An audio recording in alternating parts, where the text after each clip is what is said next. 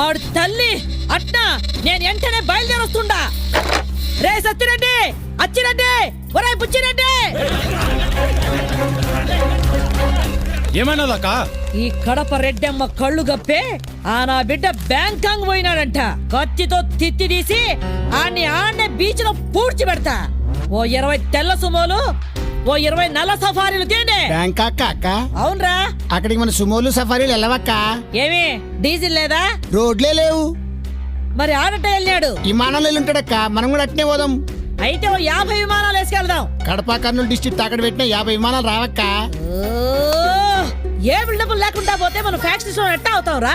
కావాలంటే మనందరం విమానంలో అడిగి పోయి సుమోలు బ్యాంకాక్ రోడ్ని అద్దెకి తీసుకుందాం అక్క. అట్టా అయితే పారి. పాస్పోర్ట్ ఉన్న వాళ్ళు బ్యాంకాక్ దాకా రండి, లేనోళ్ళు హైదరాబాద్ ఎయిర్పోర్ట్ దాకా రండి.